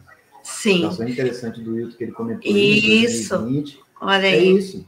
É isso. Clínica finlandesa de psicoterapia com várias filiais em 2020 foi hackeada, não conseguiu recuperar sua credibilidade, faliu no final do ano passado. Veja bem. Exatamente. E já ouvi, inclusive, tem empresas aí que estão fechando porque não conseguem recuperar por causa de um ransomware mesmo. Eles fecham mesmo. Tá? Sim. Eles fecham mesmo.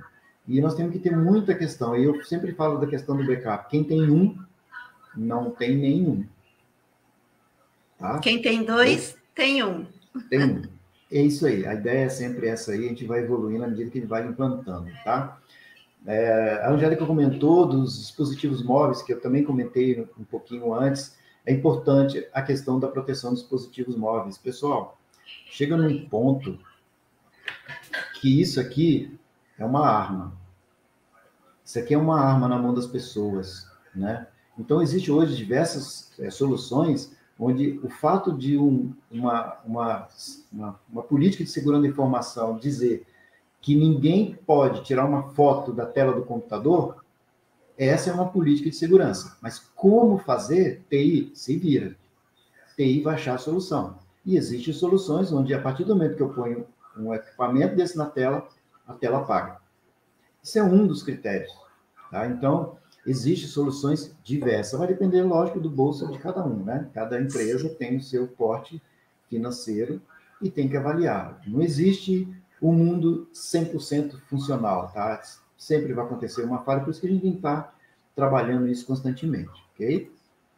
Vou passar mais um aqui. E aí, relembrando um pouquinho do início dos comentários, né, da palestra aí da Angélica, né, sobre PPT, né?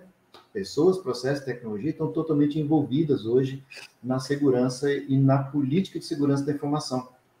Porque se você não analisa suas atividades, você tem esse problema de não saber o que você está fazendo, como você vai fazer, né? E quem é que faz isso? São pessoas. Por enquanto, as máquinas estão começando aí, através da inteligência artificial, começando a ter umas atitudes aí, até meia, um pouco, eu fico muito preocupado que a inteligência artificial, na minha visão pessoal, como profissional da área, eu acho que tem que ser utilizado com critério, precisa de ter muita política, muita informação controlada, para que a gente não tenha uma questão de discriminação, tá? E a gente não perca a nossa inteligência, né? Não devemos deixar que as máquinas dominem. Então, quem é da minha época aí, que viu aqueles filmes no passado, que eu sempre recomendo, que eu sempre falo, então, pessoal, isso é complicado. Então, o PPT ele vai continuar, empresas vão ter processos, ou seja, as tarefas, vão ter pessoas que vão executar, alguns tipos de processos realmente vão estar automatizados, como nós temos indústrias automotivas que pararam, né, aquela questão de fazer tudo manual, montagem, aperto, ok, alguns processos industriais realmente foram usar a tecnologia, então tiraram pessoas, diminuindo o risco das pessoas. E automaticamente naquela atividade você não tem um dado pessoal porque ela está totalmente automatizada, né? Não tem informação. Por isso que a gente precisa identificar quais são as tarefas que existem nas empresas, quais são os processos que existem ali dentro, ok? Deixa eu pegar mais um aqui. E por isso que eu trago para vocês essa figurinha enigmática aí, né, dos pilares da segurança da informação, como a confidencialidade, a integridade, a disponibilidade e mais dois que agora também está começando a ter muita força, que é a autenticidade e o não repúdio. Então, vamos falar um pouquinho do que são esses pilares aí. Então, confidencialidade, proteger a informação contra acesso de pessoas não autorizadas. Então, precisa realmente a informação ter exclusividade no acesso, tá? Outra, integridade. A informação tem que ser, né, não pode ser alterada, né, desde a sua geração. Ela tem que estar íntegra durante o acesso. Não adianta ter alguém que chega lá por trás e sai fazendo alteração. Então, dependendo do tipo da informação da área da clínica, da saúde, isso pode afetar num tratamento errado. Então, a informação ela tem que estar íntegra, não pode haver alteração sem realmente ter uma confidencialidade que garanta isso aí, tá? Então, a gente precisa realmente utilizar essas informações de forma segura. A disponibilidade, ele tem que estar lá no momento que você precisa, porque não adianta. Se você precisa da informação, ela não está lá, você quebrou um dos pilares da segurança. E a autenticidade, né? Ela foi gerada por quem? Quem que gerou? Ah, fui eu? Foi o Marcos? Foi a Angélica? Foi quem? Foi. Então, a gente precisa garantir que as informações seja realmente garantido quem foi que gerou, né? Como ela foi gerada, o que ela precisa ser feita, né? E também o não repúdio. Eu não posso mais falar assim, não, essa informação agora para mim, ela não é minha, não fui eu que gerei, então eu não posso mais negar a responsabilidade sobre os meus atos, né? Da mesma forma como o Hilton comentou aí, nós temos o chat GPT, que está sendo muito utilizado, né? Estão falando até que vai tirar os nossos empregos. Não, pessoal, não vai tirar os empregos, né? Porque, na verdade, o chat GPT, ele é uma tecnologia que nós, seres humanos, criamos, alimentamos, e isso vai poder nos ajudar em certas situações. Mas isso aqui, o que nós temos de sentimento, isso aí não tem como. Máquina nenhuma vai conseguir resolver isso para a gente. Aquela sensibilidade do olhar, né? Um médico chega para um paciente e ele consegue olhar para os olhos do paciente, ver a cor dos olhos, a cor da pele, se ela está com febre, alguma coisa. Isso máquina nenhuma vai conseguir identificar. Isso é o ser humano que tem. Essa é a nossa habilidade de sentir, né, de ver. E isso máquina não vai conseguir definir. Então, eu tenho muita preocupação com certas informações que estão sendo colocadas na internet, né, de que é a solução. Não é a solução, ela tem que ser usada com critério, precisa de ser disciplinada, né, precisa de regras. Nós estamos vendo aí muitas informações de grandes nomes do mundo pedindo cuidado com o uso da inteligência artificial e até pedindo para cancelar projetos de uso de inteligência artificial, justamente por conta de que pode haver uma decisão automatizada que possa prejudicar, no nosso caso, um titular, eu ser prejudicado por uma decisão automatizada, dizendo que eu não tenho direito a ter acesso a um plano de saúde ou um tipo de recurso hospitalar que eu tenho necessidade e uma máquina dizer que eu não tenho direito. Então, é preciso ter muito critério, né? Por isso que a gente fala do direito como um dos pontos fundamentais da equação, que a gente vai usar as leis que foram criadas por nós. Somos nós que criamos as leis. Não são robôs que estão criando as leis. E o que está lá são informações que nós estamos alimentando. Se nós pararmos de alimentar, elas não vão criar sozinhas. Tá? Aí muita gente pode estar até pensando aqui, né, Angélica? Nossa, o cara é da tecnologia da informação e está metendo pau na inteligência artificial? Não, ao contrário. É só ter respeito com a tecnologia, cuidado com o uso da tecnologia. É só isso. Isso aí. Então, basicamente, até porque, só complementando a tua fala, né, Marcos, já se sabe que o grande desafio que os estudiosos da IA, né, inteligência artificial aí tem pela frente, é conseguir fazer com que a inteligência artificial respeite a privacidade, né, das pessoas. Exatamente. Né? É um desafio aí imenso que os estudiosos também têm que se preocupar e conseguir fazer esse equilíbrio, né? Exatamente, exatamente. Então, por isso que a gente fala da segurança da informação, né, como sendo pontos importantes que a gente tem que avaliar, né, porque ela vai trazer valor para a empresa, né, com a imagem, com o lucro, equipamentos. Nós precisamos ter cuidado com as ameaças que tem a segurança da informação, com o roubo de material, com o roubo de informação, que pode ser prejudicial para a empresa. Nós temos que identificar quais são as partes vulneráveis da empresa, o que pode causar um impacto dentro da empresa, né? Se é uma máquina, se é um procedimento, se são pessoas, o que esse impacto pode causar dentro da empresa, né? Por isso que a gente fala a questão do grau de maturidade, que nós temos que identificar como que está a empresa hoje, como que ela está hoje, né? Qual é a vulnerabilidade que ela tem, quais os impactos que ela vai sofrer, que riscos ela tem e que medida de segurança da informação que nós temos que adotar para poder... O mouse se perdeu aqui. Não é inteligência, não. Foi o ser humano que mexeu no mouse errado. Então, a gente precisa identificar essas maturidades para poder garantir métodos para ajudar a empresa na prevenção e corrigir os seus erros que existem ali para diminuir essa gravidade.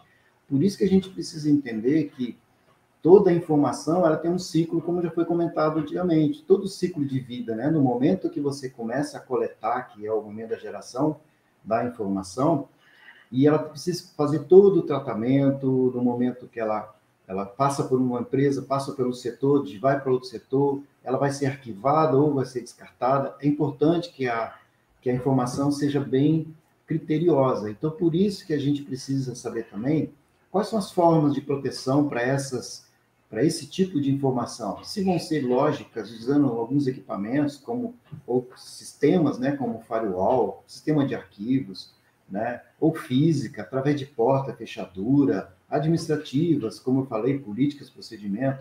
Então, nós temos que adotar alguns tipos de proteção, e precisa ser feito isso também. E as informações, elas têm que ser categorizadas, né? São informações pessoais? São. De que nível? Tá? São informações de segurança nacional, que não é o nosso caso aqui da de clínica particular, mas e se de repente tiver uma informação de segurança nacional, como nós tivemos no Covid, né, que isso impactou bastante, né? Nós estamos tendo aí uma notícia meio triste referente aí a um falecimento de algumas pessoas por causa de um evento que aconteceu, onde teve a doença do carrapato, acho que é febre maculosa, né? Então, que isso impactou nas pessoas. Então, isso pode... Será que vai ter alguma interferência que pode causar a nível nacional? Esperamos que não. Por isso que a área da saúde tem que cuidar, tem que identificar e tem que tratar, ok? E a informação do negócio é lógico. Se eu tenho que separar o que é pessoal, o que é do negócio.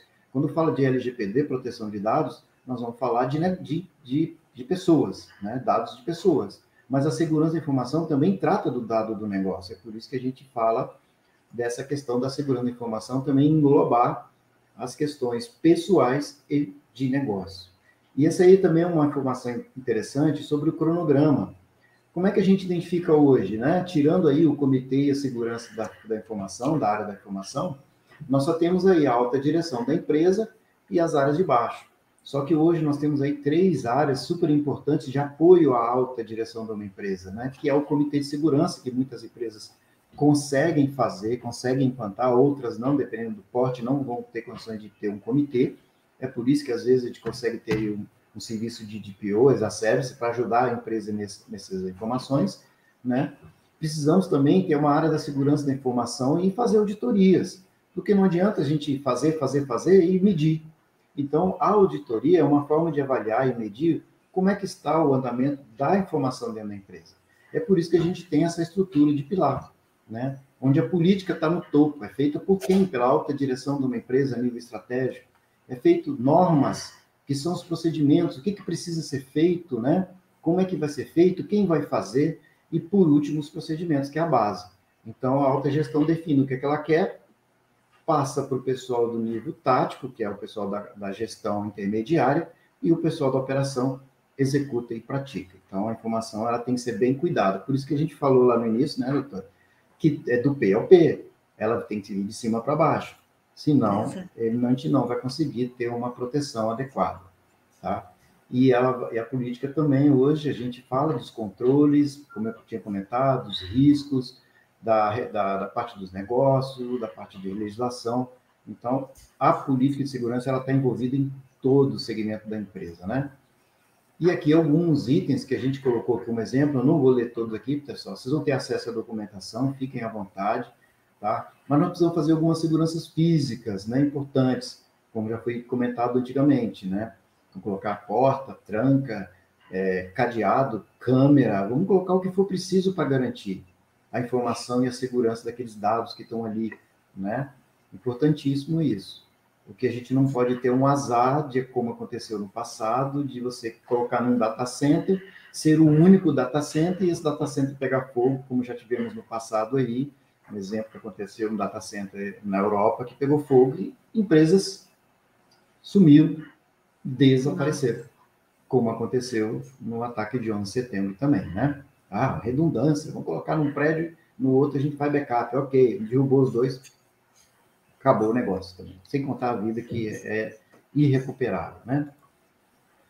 Aqui também nós temos alguns controles que a gente costuma utilizar bastante na área da segurança da informação, né? Que são a proteção das informações críticas, atualização de antivírus, firewall, procedimentos de login, políticas e controles, e nós temos que identificar isso em todos os equipamentos da empresa. Como nós vamos praticar essa lista de controles? E é assim que entra a 27002, que é a norma da ISO, que tem as boas práticas e os controles que vão ajudar a segurança da informação. E aí vem uma pergunta que não quer calar. Nós temos que seguir todas as normas da ISO, da TI? Minha resposta, não. Mas por que não? Porque não é uma exigência legal. Nós não temos uma exigência de uma ISO específica determinada na nossa lei. Mas ela fala de medidas técnicas, boas práticas, governança e segurança da informação. Então, onde estão essas informações? Nas normas da ISO, pessoal.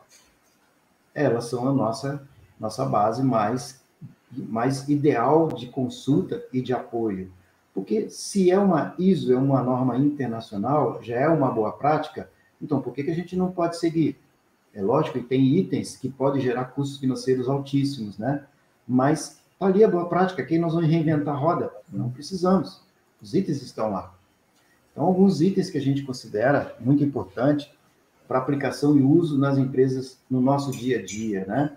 Como aí antivírus, firewall, arquivos, né? Que tem o rapaz aí cutucando um arquivo aberto aí, né? Tem senhas, fazer duplo fator de autenticação, vamos praticar senhas fortes, vamos fazer revisão de contratos, licenciamentos, porque se nós tivermos máquinas com um nível de prática pirata de licenciamento, nós estamos quebrando o nosso código de segurança da tecnologia e isso pode impactar num vazamento, num ataque ransomware, que é muito mais perigoso, né?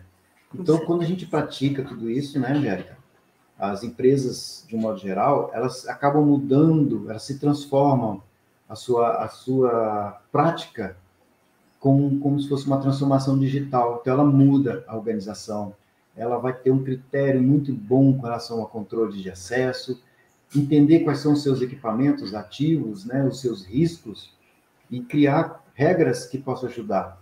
E aí, novamente, aparece a figurinha do backup e da restauração, que a gente sempre reforça que não adianta. Se não tivermos um backup, não tivermos uma forma de restaurar prática, a empresa está correndo um grande risco de sofrer até uma sanção pecuniária ou outras aí pela autoridade, né?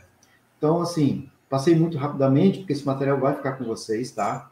E se a gente pudesse, a gente ficaria até 3 horas da madrugada, mas nosso tempo está um pouquinho curto também. Aí eu agradeço aí ao convite da Angélica, né? Deixei aí os nossos agradecimentos finais.